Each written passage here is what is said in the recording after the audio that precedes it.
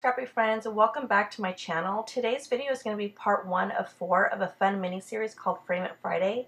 I recently collaborated with Paper Kate here on YouTube after her and I were discussing how we buy frames but just don't use them.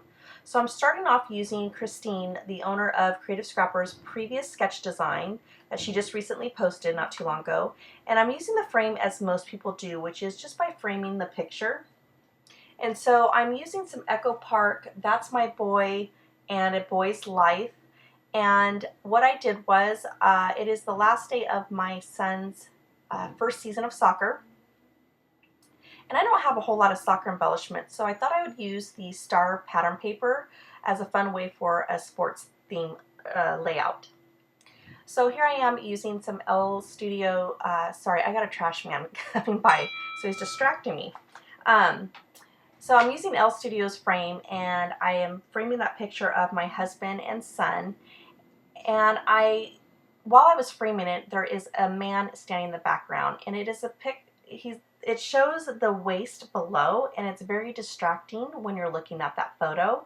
So I knew I needed to cover it up. So that's where I find this little L Studio rad embellishment, and I'm going to put that in the corner and put the frame on top of that and then cut the excess off. Okay. Sorry, that was my husband. And anyways, so I guess I felt like I needed more real estate on my workspace because I just took off my 12 by 12 paper for this frame. I guess I felt a little overwhelmed. I don't know. But here I am adhering that frame down. And then I'm going to cut the remainder of the photo and then go ahead and put that on the layout. All right, so what am I doing? Okay, so at this time I felt like the papers were not defined enough, so I grabbed some distress ink and I'm going to ink all of the papers and that frame. Now, while I was doing this, something was bothering me. Like I said, I cut, a lot of this out where I was distressing all the papers, and I was just like, there's something bugging me about that star paper. Like, I want stars on my layout, and I love the paper, but what is it? And that's when I realized there's so much green stars on that pattern paper, and I don't have green on my layout. So I was going through the papers, and then when I flipped over the main paper that I was going to use as my background, oh, I'm losing my voice. Oh my goodness. Okay. I flipped that blue paper over, and that's when I saw that chevron, and I was like, I wanted it to still be a cheerful, colorful pattern paper, so I just cut it in half and decided, or not in half, but I cut it down to, I think, like 3 inches of the chevron, and then the rest of the blue, and just matted it on some white paper, or adhered it onto some white cardstock. Now, to cover the seam, I grabbed a border sticker and ran that along the seam, and now you can't even tell that that's what I did. Now, because I don't have a lot of embellishments, there was so much while I was filming where I was constantly going to that sticker sheet of trying to figure out how I could create some clusters with what little I actually had. So I went through my stash and I grabbed all my Studio Calico printable labels, and I've kind of discussed that a few times on my most recent videos because I use those a lot.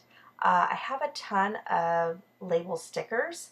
I remember when I got back from my 8-year break, all the rage was labels. It was great layering, and so I bought a ton of October Afternoon. However, those are all cream-based, and now papers are coming out with white-based pattern papers. So I have to use what works, and that is the Studio Calico printable labels. Okay, next I am matting the picture of my husband holding my son with his medal with that orange pattern paper.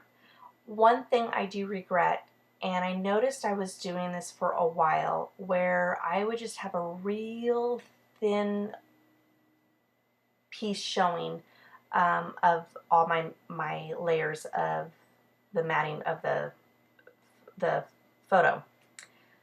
But you don't get to see the pattern, and I feel like that's like the whole point. You're like missing, for me at least, I feel like I'm losing to see what the actual pattern paper would look like.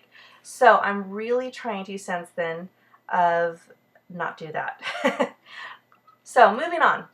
I'm now adding some more labels, and that's when I went back to that sticker sheet and I found one soccer ball. So I'm definitely going to use that since it is a soccer page.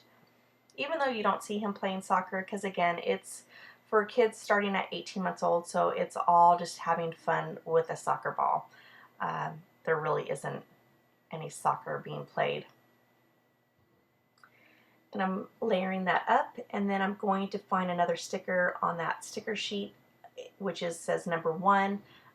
That looks like a ticket, and I thought that was perfect because it's bringing the orange down to that corner. Now, one thing I did do for both that soccer ball and the awesome sticker is I did add some foam adhesive.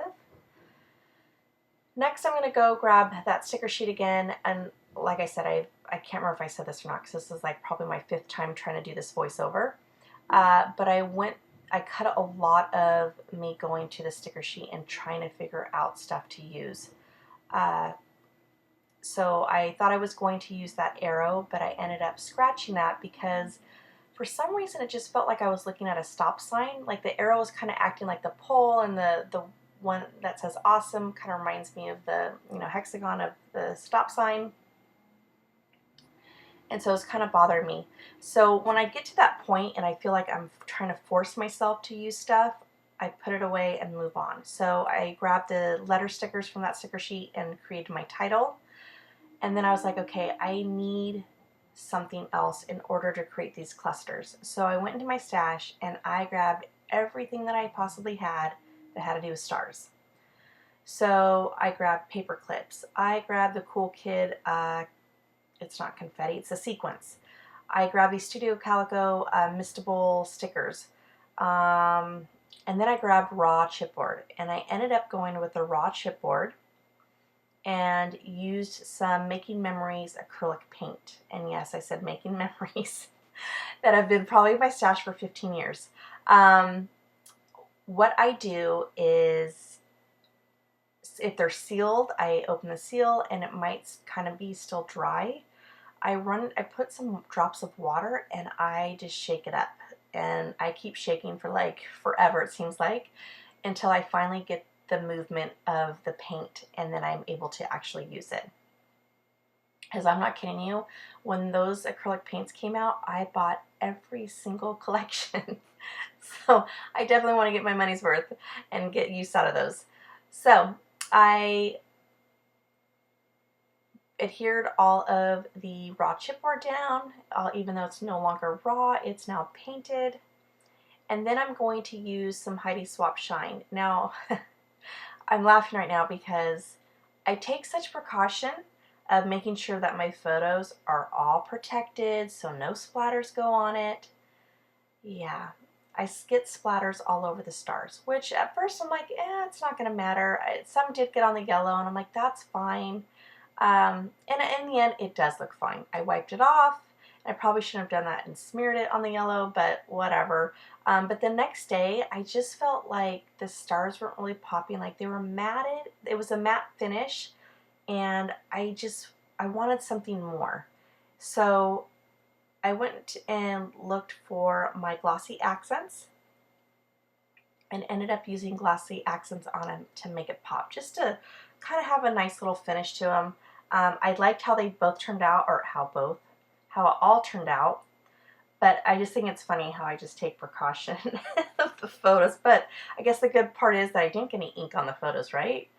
So the next I added my journaling, so you will see that. And my journaling isn't anything, because this was done these pictures were taken so long ago. I just kind of talk about how he completed his first season, and he did great even with the heat, because I'm not kidding you, it was so bad. Like even the humidity, I felt so sorry for him. So we just constantly, parents were just giving their kids tons of water, and like afterwards I'd be like, all right, you're getting a slushie to cool you down. But I kind of did the in this photo we're more happier than I think he was, and kind of did a LOL, because in the end he's gonna laugh at it. And that's it, guys. Thank you so much for joining me today. I am going to leave a link below to Paper Kate's YouTube channel so that way you could check out her take of using frames. And you all have a wonderful night. Bye!